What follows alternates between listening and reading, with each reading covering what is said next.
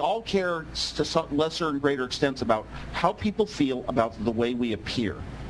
And that goes down to, it goes to fashion. It goes to which little cliques and groups you're in school or on social networking sites. Yep. Your appearance. I mean, right now, your Facebook page is sort of, this is an appearance. This is my presentation of me. Right. And it gets as much attention from a lot of people as the Apple II computer got from me. That was my presentation of me also. So I don't care about this fashion stuff. As a matter of fact, on the Kathy Griffin My Life on the D-List show, I don't know if they're going to include it in this series. They filmed this for many, many, many shows. And by the way, I did it for no money, all voluntary, to help a friend with her show. She can make the mega millions. But she criticized me because I didn't know how to pronounce Dolce & Gabbana or whatever it is. Right. I did fashion stuff that you're always supposed to know. That's not your thing. She sat me down in front of her Macintosh. She said, okay, crack into it. I said, well, what do you mean? She moves the mouse, screen comes on. I said, it needs a password. Well, she says, hack into it. You're the hacker. And I guess the word password, and I guess admin. And then she says, she gets this vibe from me. She says, is this one of these things where after you miss a few times, it locks you out? And I said, yeah. And she grabbed the keyboard and typed in her own password. The big joke was that I pointed to her iMac and I said, "Oh, you have last year's iMac." The scene I liked is where you're sitting in the back of the car with her and you hack her iPhone as you're driving down the street. Sure, I was doing the jailbreakme.com hack on it. But it was right after they had introduced the new iPhone, and she stays up to date on her technology in her house. I mean, she kind of doesn't know how to get a little LCD TV that looks decent and you can see it from the side. She's not really techie, but she likes to have the latest tech. Right. She has people to help her, and she has the iPhone. So she had the brand new iPhone after the new release, and the jailbreakme.com didn't work on it while we were in that limo, but it looked like it did. It looked like it did. Was it a little weird moving in that Hollywood scene? Is that kind of uncomfortable for you at all, or was that just kind of strange? First, I think I am so lucky, a rare person to get to go through it and see that side of the world that so many people never really get close to.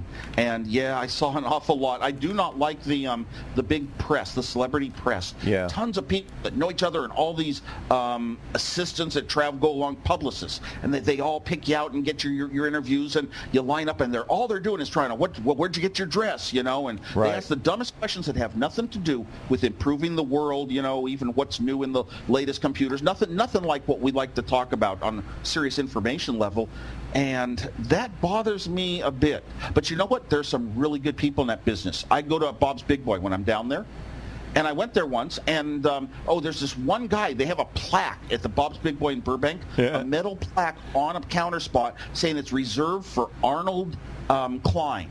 He's their most valuable customer, and I always see the guy in there, and he's always head down eating a French fry or two, and I got to meet him. Well, I also heard other celebrities go there, and I ran into Drew Carey. We sat down, chatted. I did a bunch of my little jokes and $2 bills on to Drew, and we became friends. So he invited me to come back, and he came down and saw a playing of a movie, a full-length movie that was made about a summer camp we did at my house 1 year ago. And it was called Camp Woz, and it was for troubled kids from New Jersey. They came out, we gave them computers, donated keyboards, donated musical stuff, gave them training. Janet did some of the iLife training. I did some training. We had Oscar winners and Tony winners giving these kids, the most incredible thing to remember in their life. And we followed them, and we took videos of it. So we made a movie called Camp Woz. It's won a bunch of awards at film shows, and Drew Carey came to that. And then he let me go on his Price is Right TV show. Oh, fun. So I'm set me right in the first row, right behind the contestants, man, so you'll see me loud and clear. And boy, that was a trip. They have this show, and all these people are behind you screaming, they're jumping up, yeah, and all this, and I'm thinking, oh my God, how did I get in with this group of,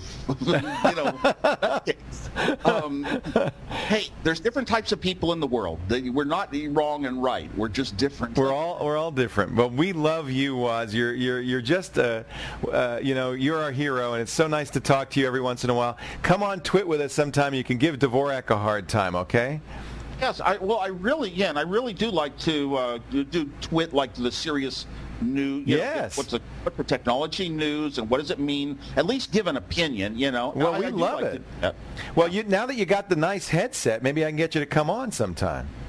Well, even without the headset, I have my blue Snowball microphone. Yeah. And this is what we gave. We gave all the kids at Camp Waz. Well, I was one of the kids, so I got one. Those are great mics. Actually, Apple sent me one of those for a review, and those are really great mics. I love them. Yes, and I tried the blue Snowflake. Yeah, I like the Flake. You like that or no? I actually don't quite like it because it doesn't fold up to a perfect rectangle and doesn't quite fit in my waist. I carry a bag with a mic in it. I'll carry the blue Snowball. Oh, I see. It just makes it like an old-time radio show microphone. Well, if you want to do Twit, you can do it with the Snowball. You don't have to wear the headsets. That's fine with me. Mm-hmm. It's great. See. So it's great. Other thing I got to do recently, sort of interesting. And, music and technology are often close to each other, but I got to go down and speak to a group called Leadership Music in Nashville. What they do is every year they get a bunch of executives, producers, they get directors, they get musicians of all types, they get everybody that has publicists, advertisers, everybody that has a role in the music industry, and by invitation only. You have to get approved. You can apply and apply and apply, and they only let a certain number in. It's kind of like TED. And you go through this show, it's this class for 1 full year, and you meet once a month on a Monday. And I went down and spoke to them. I was so impressed by what they're doing. I'm taking this year-long course next year with as little time as I have. And at the end of the speech, the CEO of Gibson came on the stage and presented me one of their most beautiful guitars. It's called the Hummingbird. I just couldn't believe it. Do you play the guitar?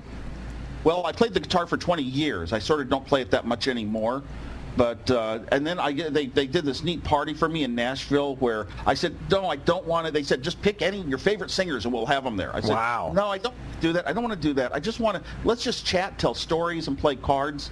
Well, I guess parties in Nashville with a bunch of musicians present turned out different. A bunch of guitars started appearing. Oh, yeah. They sat down chairs and they started, having their pull, and it was just so incredible to be right there live in a living room with these great, Grammy-winning musicians and listen to their music. Oh, that must have been amazing. You didn't have the urge to pull out the guitar yourself? Well, I could pull out my guitar and I practice a while. My fingers are a little bit strained from all the years of keyboard usage, and they don't play even like little handheld video games as well. I don't think they could play the guitar that well, but I'd have to practice just to remember my songs. It's been 10 years. But I did get one of those robot guitars. What's that? I don't know that one.